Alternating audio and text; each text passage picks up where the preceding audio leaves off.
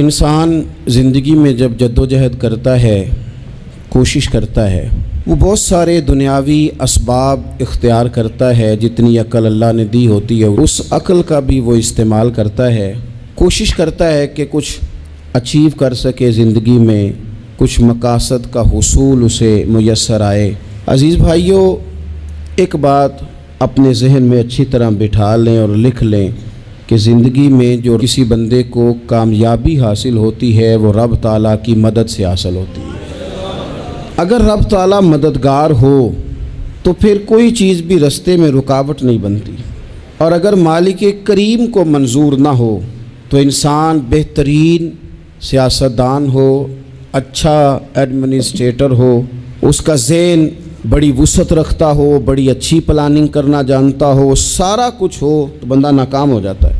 مسلمانوں کو جتنی کامیابیاں ملیں ان کا پس منظر صرف اتنا تھا کہ اللہ تبارک و تعالیٰ نے اپنے بندوں کی مدد فرمائی، اور اب تعالیٰ نے قرآن مجید میں اس حقیقت کا بیان کیا، فرمایا بل اللہ مولاکم، فرمایا بلکہ اللہ تمہارا مولا ہے، وَهُوَ خَيْرُ النَّاصِرِينَ، اور وہ بہترین مددگار ہے۔ وہ جو رب تمہارا مولا ہے وہ بہترین مددگار ہے، اور اگر وہ مدد کرے تمہاری، سورہ آل عمران میں آگے جا کے ارشاد فرمایا اگر اللہ مدد کرے تو پھر تم پر کوئی غالب نہیں آ سکتا، اور اگر وہ تمہاری مدد چھوڑ دے تو پھر کوئی تمہاری مدد کر سکتا؟ کوئی مدد نہیں کر سکتا۔ بدر کی جنگ بھی اور فتح مکہ بھی رمضان المبارک میں ہوا ہے۔ میں دونوں پر غور کر رہا تھا تو ایک نیا مضمون میرے ذہن میں آنے لگا۔ بدر کی جو جنگ ہے اس میں بھی ایک عجیب انقلاب آیا ہے کہ 313 نے 1000 سے مقابلہ کیا، اور جن 1000 سے مقابلہ کیا وہ اسلحے سے لیس تھے، اور یہ جو 313 ہیں ان کے پاس 6 زرہیں، 8 تلواریں، چند گھوڑے، لیکن اللہ نے کامیابی دی تو خود رب نے بیان کیا کس طرح دی، فرمایا وَلَقَدْ نَصَرَكُمُ اللَّهُ بِبَدْرٍ وَأَنْتُمْ أَذِلَّةٌ۔ وہ کامیابی اس طرح ملی ہے کہ رب نے تمہاری مدد کی تھی، تم تو کمزور تھے، اللہ نے بدر میں تمہاری مدد کی، تم جیت گئے۔ وَلَقَدْ نَصَرَكُمُ اللَّهُ بِبَدْرٍ وَأَنْتُمْ أَذِلَّةٌ، اللہ نے بدر میں تمہاری مدد کی، تم تو کمزور تھے۔ پھر فتح مکہ نصیب ہوئی تو اس میں بھی بہترین منصوبہ بندی نبی پاک علیہ السلام نے فرمائی، بہترین حکمت عملی حضور نے اپنائی، لیکن ہمیں جو اللہ رسول نے بات سمجھائی وہ کیا ہے؟ اذا جاء نصر اللہ والفتح، فرمایا جب اللہ کی مدد آئی اور فتح نصیب ہو گئی۔ یہ اللہ نے مدد فرمائی تمہاری، یہاں بھی فتح مکہ بھی اللہ کی مدد سے، جنگ بدر بھی اللہ کی مدد سے۔ وہ جو مدد ہے اللہ تعالیٰ کی، جب وہ ہم یہ کرتے ہیں کہ ہم اپنی ساری زندگی سیاست کی نظر کر دیں، ہماری سیاست صرف ملک میں نہیں ہوتی، ہماری سیاست خاندان میں بھی ہوتی ہے، ہم گھر کے اندر بھی سیاست کرتے ہیں، ہم کسی خاص طریقے سے لوگوں کو اپنے پیچھے چلانا چاہتے ہیں، ہم ایک خاص اسلوب اختیار کرتے ہیں کہ لوگ ہمارے پیچھے چلیں۔ اس کا نقصان ہمیں یہ ہوتا ہے کہ سیاست جو ہوتی ہے یہ شطرنج کے ہیر پھیر کی طرح ہوتی ہے، تو اس کے راز بڑی جلدی کھلنے لگ جاتے ہیں، پتہ چل جاتا ہے کہ بندہ مخلص نہیں تھا، سیاست کر رہا تھا، طریقے سلیقے سے اس نے جوڑ کے رکھا ہوا تھا۔ ہم ہر جگہ سیاست کے بل بوتے پر چیزوں کو لے کے چلنا چاہتے ہیں، سیاستیں ناکام ہو جاتی ہیں، سیانے لوگ فیل ہو جاتے ہیں، بچتا صرف وہی ہے جس کے پیچھے رب تعالیٰ کی مدد شامل حال ہوتی ہے۔ اپنی زندگی کے اندر ہم جو کچھ بھی کر رہے ہیں، جس شعبے سے بھی ہمارا تعلق ہے، آج ہم نے اس بات پہ غور کرنا ہے کہ پہلے تو یہ غور کر لیں کہ جو کام ہم کر رہے ہیں کیا وہ کام ایسا ہے کہ اس میں اللہ کی مدد ہمیں ملے گی؟ اگر آپ کوئی معاذ اللہ ناجائز کام کر رہے ہیں، فعل حرام کا ارتکاب کر رہے ہیں، تو اس میں تو مدد الہی آئے گی نہیں۔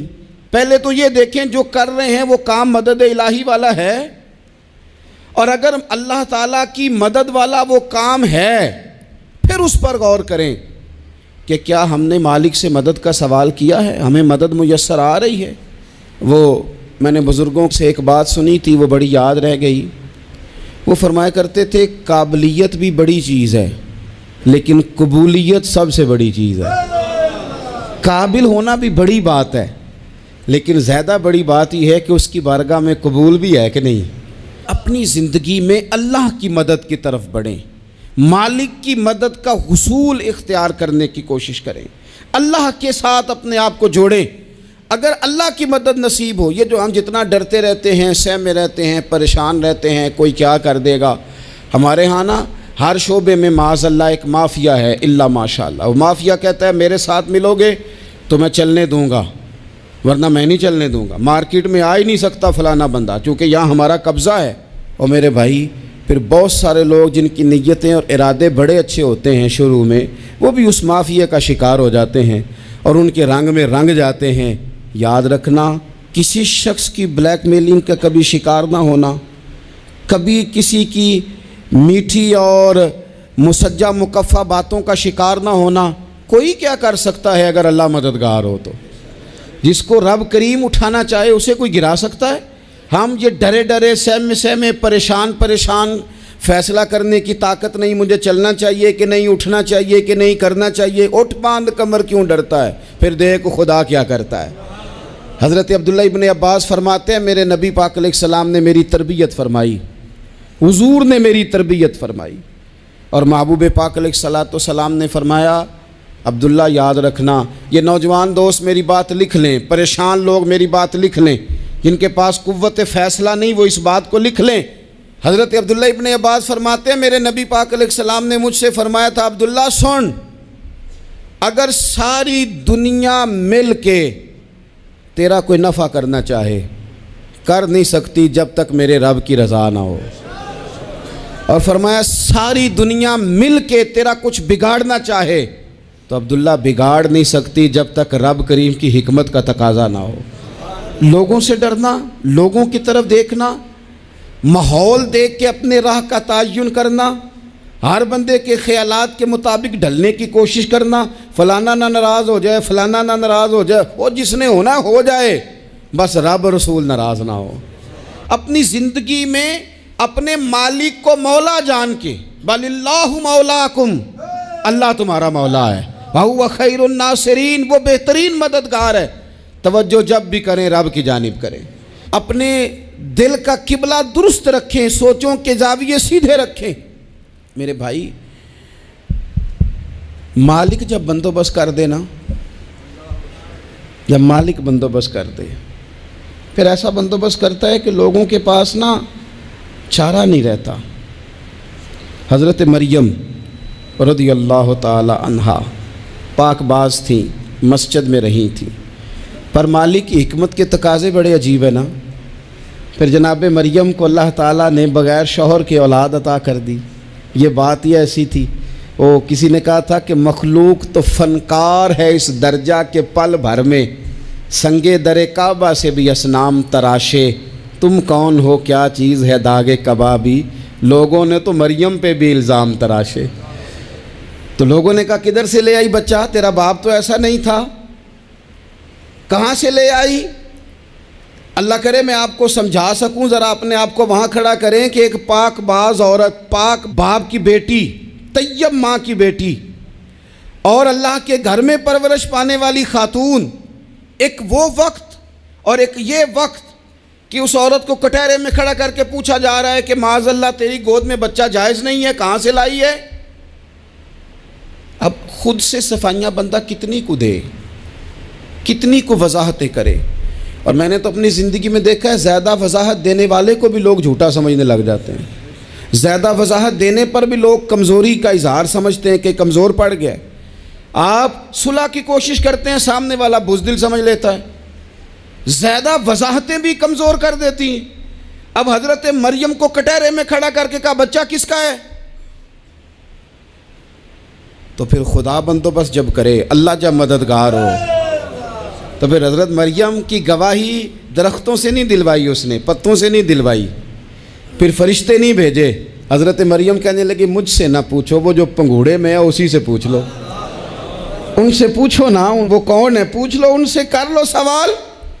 انہوں نے کہا پنگوڑے میں چند دنوں کا بچہ، یہ جواب دے گا؟ مددگار تھا رب، ان کی برات کا اعلان کرنا تھا مالک نے، اور جب مالک اعلان کر دے، جب مالک تیری صفائی دینا چاہے، جب مالک تجھے دنیا کے سامنے نکھارنا چاہے، تو पंगूड़े में लेटे हजरत ईसा बोल के कहने लगे इन्नी अब्दुल्लाह आतानी अल किताबा, फरमाया मैं अल्लाह का बंदा हूँ, रब ने मुझे किताब अता करके नबी बना के दुनिया में भेजा है। मैं अल्लाह का बंदा हूँ, किताब लेके आया हूँ, नबी बन के आया हूँ। फिर पंगूड़े से ऐलान हो गया, फिर बच्चा बोल पड़ा। और ये एक दफ़ा नहीं बात हुई, ये बनी इसराइल में एक जुरैज नाम के शख्स भी थे जो नमाज़ पढ़ रहे थे। बाज़ ने लिखा है नफल नमाज थी, अम्मा ने पुकारा तो आए नहीं, तो माँ के मुंह से निकल गया तू इतनी देर तक मरेगा नहीं जब तक किसी बेहया औरत का मुंह ना देख ले।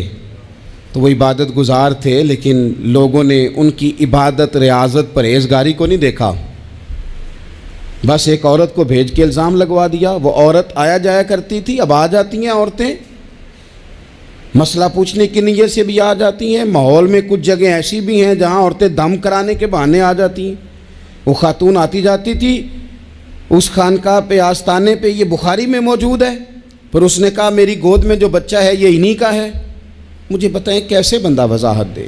हालात ख़राब हो गए, लोग कुटिया जलाने लगे, माहौल और तरह का बन गया। मेरे नबी पाक अलैहिस्सलाम फरमाते हैं फिर उस रब के बंदे ने कहा मालिक तू करीम है, तेरी मशीयत का तकाजा आया जो मेरी माँ ने जुमले बोले थे, पर अब मैं वजाहत देने के काबिल नहीं रहा, अब तू ही करम करेगा तो दरवाज़ा खुलेगा। तो वो चंद दिनों का बच्चा पंगूड़े में बोल के कहने लगा मैं इस दरवेश का नहीं, मैं तो फलाने चरवाहे का बच्चा हूँ, वो जो बकरियाँ चराता है। रब की मदद को पुकारें, अपने साथ अपने मालिक की मदद को शामिल करें, थोड़े रिस्क पर भी गुजारा अच्छा होने लग जाएगा। सारे लोग आपको गिराने की तदबीरें कर रहे होंगे और मालिक आपको इज्जतें अता फरमा देगा, उसकी बारगाह से हिकमत का तकाजा और हो जाएगा। हमने सारी ज़िंदगी लोगों को राज़ी करने में गुजार दी, सारी ज़िंदगी बुढ़ापा आ गया बच्चों को पालते, और बच्चों ने आखिरी उम्र में कह दिया अब्बा अगर कोई ढब का काम कर लेते तो आज हमारे दिन भी फिर न जाते। सारी ज़िंदगी गुजार दी बहन भाइयों को राज़ी करने में, सारी ज़िंदगी गुजार दी जिम्मेदारियां उठाने में। उनको 99 दफ़ा दिया, एक दफ़ा नहीं दिया तो उन्होंने कह दिया तूने तो कभी दिया ही नहीं, तू था ही नहीं। सारी ज़िंदगी मोहल्लेदारों, इलाके वालों को राज़ी करने में गुजार दी। और मैंने ऐसे लोग भी देखे दीन के लिए वक्त गुजारा, लेकिन जब बुढ़ापे में दांत काम ना करते थे तो वक्त के मुफ्तियों को भी मस्जिदों की कमेटियों ने कह दिया अब आपकी समझ नहीं आती, हमने ख़तीब को यौर रखना है, न देखो दुनिया की तरफ, दुनिया रुला देती है, न राज़ी करो बंदों को, बंदे थका देते हैं, न पीछे भागो हर वक्त दुनियादारों के, ये इंसान को कमज़ोर कर देते हैं। वो तो करीम ही बड़ा है, 2 आंसू ज़मीन पर बाद में गिरते हैं, बंदे के गुनाह सारे पहले माफ़ फरमा देता है। अल्लाह की मदद का हुसूल, अपने मालिक की मदद की तरफ बढ़ना, आपको बदर की जंग भी यही दरस देगी, आपको ओहद का मैदान भी यही सबक देगा, फतेह मक्का भी यही सबक देगा। मेरे दोस्तों, जब रब मदद फरमाए, जब अल्लाह मददगार बने। दोस्तों से एक बात अक्सर करता हूँ, मैं कहता हूँ कि जितने दर्द से आप अमीर को अपनी कहानी सुनाते हैं ना, और जिस तरह आपके आंसू बात करने से पहले गिर जाते हैं कि गरीब हैं, बच्चियां हैं, कारोबार नहीं, ओ मेरे संगियों, इससे आधे आंसू अपने रब की बारगाह में बखेरो, उसके हुजूर अर्ज गुजार हो जाओ, उससे तलब करो। एक वक्त इंसान पर ज़िंदगी में ऐसा आता है कि उसे यूँ महसूस होता है कि मेरा साया भी तरह सा पीछे हट गया है, उसे यूँ लगता है कि मैं किसी सहारे पे हाथ डालता हूँ तो वो भाग जाता है मुझसे। लेकिन मालिक की बारगाह ऐसी अजीम बारगाह है, रब रसूल के आस्ताने इतने बड़े हैं कि आप जब वहाँ कशकोले तलब दराज करते हैं तो झोली फैलाने में देर लगती है, उनको भरने में तो कोई देर नहीं लगती। हमने अपना सोच का किबला ही दुनिया को बना लिया है।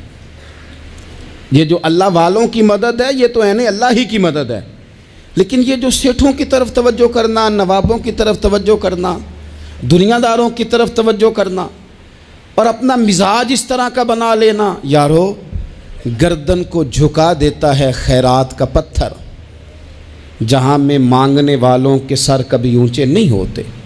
اور اقبال کہتے ہیں غیرت ہے بڑی چیز جہان تگ و دو میں، پہناتی ہے یہ فقر کو تاج سردارا۔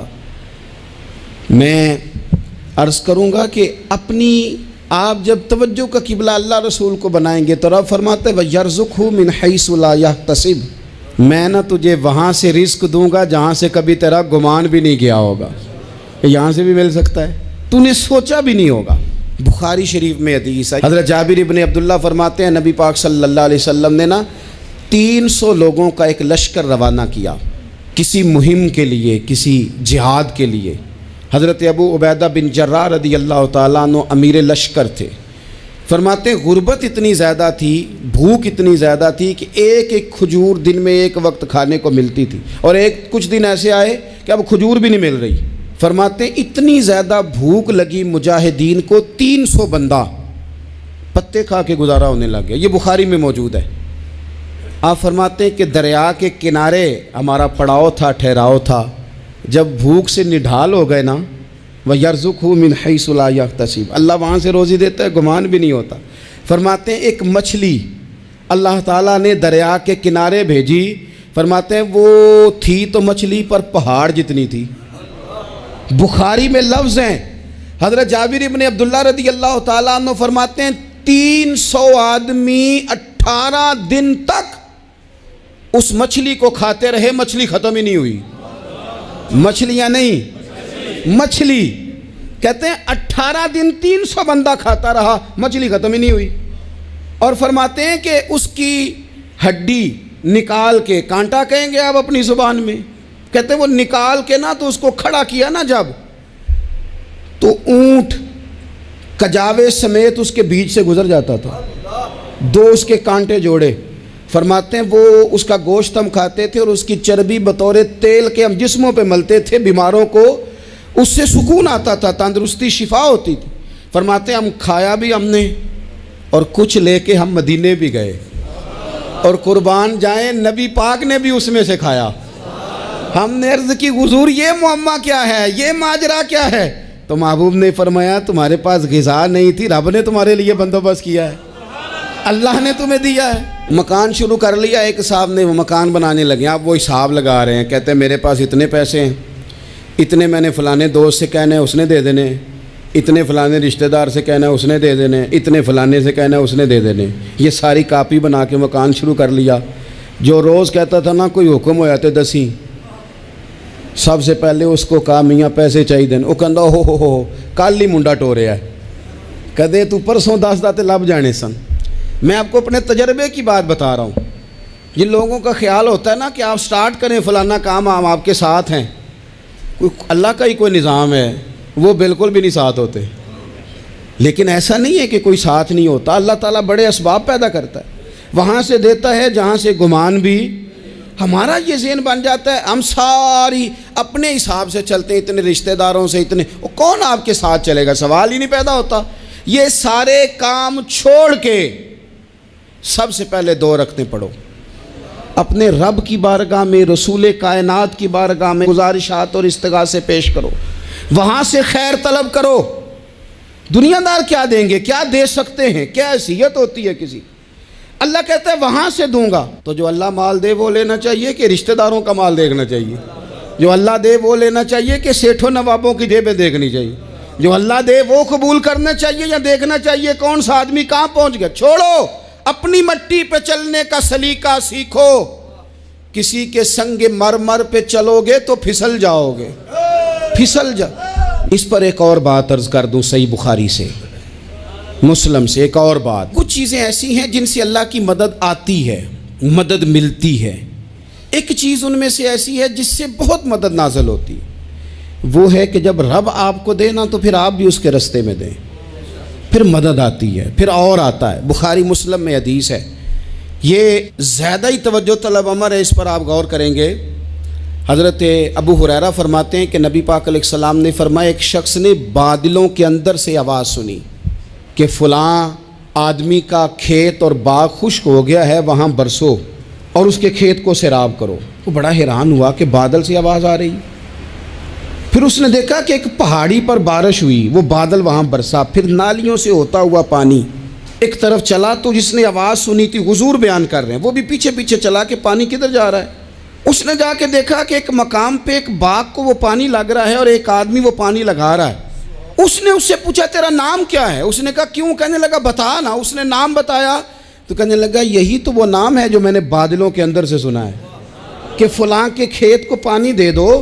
اس نے کہا یار تو کیا عمل کرتا ہے کہ اسپیشل تیرے لیے بارش برسے؟ یہ بخاری پڑھ رہا ہوں، سیاستہ سے حدیث عرض کر رہا ہوں۔ اس سے پوچھا تو کیا کام کرتا ہے کہ جناب اللہ تبارک و تعالیٰ کا حکم کرم آیا کہ خاص تیرے لیے پانی برسے اور تیرے کھیت کو سیراب کرے؟ تو اس نے کہا چھوٹا ذمہ دار ہوں، پر جب فصل اگتی ہے تو 3 حصے کرتا ہوں، ایک حصہ اپنے بال بچوں پہ بہن بھائیوں پہ خرچ کرتا ہوں، ایک حصہ پورا، اور ایک حصہ دوبارہ کاشتکاری پہ لگاتا ہوں، اور تیسرا حصہ خالص میں نے مسکینوں، یتیموں اور غریبوں کے لیے رکھا ہوا ہے۔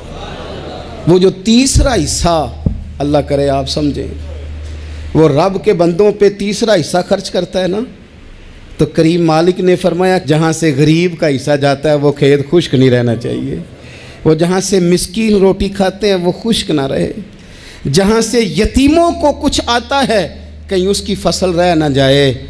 میں اور آپ بھی اگر اپنے مال میں مسکینوں، یتیموں، غریبوں کے حصے رکھ لیں گے تو فصلیں خشک نہیں رہیں گی، ان کے اندر تازگی آئے گی، نور آئے گا، کرم آئے گا، خاص کر خدا کی رحمت برسے گی۔ مدد اللہ سے چاہیں، اپنی توجہات کا مرکز رب رسول کی ذات کو بنائیں، پھر آپ محسوس کریں گے کہ بڑی جلدی اللہ تعالیٰ کی مدد آنے لگی ہے۔ کبھی آپ صرف کہہ دیں نا میرا رب میرے ساتھ ہے، اس لفظ میں اتنی طاقت ہے کہ دشمن ویسے زہر ہو جاتا ہے۔ زندگی میں کسی سے بھی لڑائی ہو تو اچھی طرح سوچ لیں کہ اللہ اس طرف ہے یا اس طرف ہے۔ اگر آپ زیادتی پہ ہیں تو پھر رب مظلوم کی جانب ہے۔ اگر اللہ کی مدد آپ کے ساتھ ہے تو دنیا کی کوئی طاقت آپ کو گرا نہیں سکتی، اور اگر آپ مظلوم کے مقابلے میں ظالم بن کے آپ کھڑے ہو گئے ہیں اور آپ نے رویہ وہ اختیار کیا ہے کہ جس میں مدد نہیں آئے گی، تو پھر یاد رکھ لیں کہ آپ کوئی بھی ہیں، کہاں بھی ہیں، آپ کمزور ہیں۔ طاقتور تھے ابتدائے اسلام میں، ظاہری طاقت تھی کفار مکہ کے پاس، وہ ڈنڈوں سے مارتے تھے غریبوں کو، ان کے ہاتھوں میں ڈنڈے تھے، پر خدائی طاقت ان مظلوموں کے ساتھ تھی۔ صاحب زرقانی نے لکھا ہے حضرت زنیرہ رضی اللہ تعالیٰ عنہ ایک لونڈی ہیں، غریب ہیں، ماڑے دا کی کام محمد نس جانا یا رونا، غریب سادی بی بی اور لونڈی کنیزہ، ایک مشرک کی کنیزہ تھی، انہوں نے کلمہ پڑھ لیا، وہ ڈنڈوں سے مارتا، دروں سے مارتا، تکلیف دیتا۔ حضرت زنیرہ رضی اللہ تعالیٰ عنہ کو اتنا مارا، اتنا مارا۔ اب آپ ایک اور پہلو پر بھی غور کریں، مار بھی پڑ رہی ہے پر خدا ادھر ہی ہے، اللہ کی مدد ادھر ہی ہے۔ رب کہتا ہے کہ پہلے تو صبر کرنا، ان اللہ مع الصابرین، تو صبر کرے گا تو پھر رب کی معیت ملے گی، ذرا ٹھہرنا، تو تھوڑا ڈٹنا۔ ان الذین قالوا ربنا اللہ ثم استقاموا تتنزل علیہم الملائکہ، تو کہے اللہ میرا رب ہے، پھر تو پہلے ڈٹ، پہلے تو نے ڈٹنا ہے۔ ثم استقاموا، جو ڈٹ گیا، تتنزل علیہم الملائکہ، ڈٹنے والے کے لیے مدد آتی، پہلے تھوڑا ٹھہرنا پڑتا ہے، پہلے تھوڑا صبر کرنا پڑتا ہے، حوصلہ کرنا پڑتا ہے، اس کے بعد مدد آتی۔ مار پڑ رہی ہے، مارا جا رہا ہے حضرت زنیرہ کو، ان کا مالک جو ہے ظاہری آقا وہ مار رہا ہے، یہ کنیزہ ہے، اتنا مارا اتنا مارا، ان کی بینائی چلی گئی، نظر آنا بند ہو گیا۔ ابو جہل آیا اور کہنے لگا زنیرہ دیکھا نا ہمارے بت تیری آنکھیں لے گئے، معاذ اللہ، لات و منات ہمارے بتوں نے تجھے اندھا کر دیا۔ اب ایسا نہیں ہے کہ بی بی روتی جا رہی ہے، روتی جا رہی ہے، مایوسی مایوسی، معاذ اللہ، پریشانی، غریبی بڑی ہے، پوچھنے والا کوئی نہیں، یہ باتیں نہیں۔ کیا جملے ہیں خاتون کے، کیا لفظ ہیں۔ ابو جہل نے تنزیہ کہا، معاذ اللہ، کہنے لگا دیکھا نا ہمارے بتوں نے تجھے اندھا کر دیا۔ تو جناب زنیرہ آنکھوں کی بینائی گئی ہے، رات کو گئی ہے، دکھ ابھی تازہ ہے، لیکن اللہ پہ جو توکل ہے، اپنے مالک سے جو رشتہ ہے، وہ اتنا مضبوط ہے، اتنا طاقتور ہے، اس میں اتنی گہرائی ہے کہ حضرت زنیرہ بول کے نا اتنی قوت سے بولی، اتنی طاقت سے بولی کہ پورے کفر پر لرزہ طاری ہو گیا۔ فرمانے لگی تمہارے بتوں کی کیا اوقات ہے کہ میری بینائی لے جائیں؟ یہ میری رب کی حکمت کا تقاضا ہے۔ جب تک اس نے چاہا زنیرہ دیکھتی رہی، اور جب اس نے چاہا زنیرہ کی آنکھوں کی بینائی چلی گئی، اور اگر وہ چاہے گا نا تو بینائی واپس بھی کر دے گا۔ اگر ہو ذوق یقین پیدا تو کٹ جاتی ہیں زنجیریں، اگر وہ چاہے گا تو بینائی آ بھی جائے گی۔ حضرت زنیرہ نے رات کو یہ لفظ کہے، ابو جہل اور سارے کفار ڈر کے سن کے چلے گئے، آپ اطمینان سے آ کے بستر پہ سوئی۔ جب سویرے اٹھی تو اللہ نے آنکھوں کی روشنی واپس کر دی تھی۔ آنکھوں کی اب چھڑی پکڑی ہے، بازاروں میں گھومتی ہے، کہتی ہیں بلاؤ کدھر ہے تمہارے نعت و منات، دیکھو میرے رب نے روشنی واپس کر دی۔ آ کر میرے ساتھ ادھر آ ستمگر ہنر آزمائیں، تو تیر آزما ہم جگر آزمائیں۔ بیمار لوگوں یاد رکھو، کہہ دیا ڈاکٹر نے کہ تو بڑا بیمار ہے، تو بڑا کمزور ہے، یہ ہو گیا وہ ہو گیا، تو ڈاکٹر اپنے علم کے مطابق بات کر رہا ہے، ہوگا تو وہ جو میرا رب چاہے گا۔ کمزور ہو جانا، پریشان ہو جانا، تکلیف میں آ جانا، پتہ نہیں بات ہو گئی ہے تو جانے کیا ہو جائے گا۔ اپنی زندگی کے اندر اپنے رب سے رشتہ مضبوط کریں، رسول کائنات سے رشتہ مضبوط کریں، اللہ والوں سے رشتہ مضبوط کریں۔ حضرت زنیرہ نے پیغام دیا کہ زندگی میں جو جینا چاہتے ہیں تو وہ رب کا نام لے کے جی سکتے ہیں، جو اپنی زندگی میں خوشیاں دیکھنا چاہتے ہیں تو رسول اللہ کے نام پر خوشیاں دیکھی جا سکتی ہیں۔ توکل کی بنیاد پر بندہ خوشیاں لے سکتا ہے، اور اگر انسان میں توکل نہیں ہے تو پھر وہ اس کالے جادو سے بھی ڈر رہا ہے، وہ نیلے سے بھی ڈر رہا ہے، وہ پیلے سے بھی ڈر رہا ہے، وہ فلانے سے بھی ڈر رہا ہے، وہ میرے خلاف فلانا رشتہ دار سازش کر رہا ہے تو ڈر رہا ہے، فلانا میرے بارے میں یہ کر رہا ہے تو ڈر رہا ہے، وہ پتہ نہیں دنیا ادھر ہو جائے گی تو کیا ہو جائے گا، اٹھ باندھ کمر کیوں ڈرتا ہے، پھر دیکھ خدا کیا کرتا ہے۔ تو اس ساری گفتگو کا نچوڑ آپ کو یہ عرض کیا ہے، سب سے پہلے تو یہ کہ میدانوں میں مدد بھی اللہ کی، رزق میں مدد بھی اللہ کی، فصلیں خشک ہوں تو مدد پھر بھی اللہ کرے، تو پھر ساری مدد، اور اگر انسان بیمار ہو تو پھر بھی مدد اللہ کی۔ تو اپنے اللہ کی جانب توجہ کو بڑھائیں، آپ اللہ سے مدد کے سوالی بنیں۔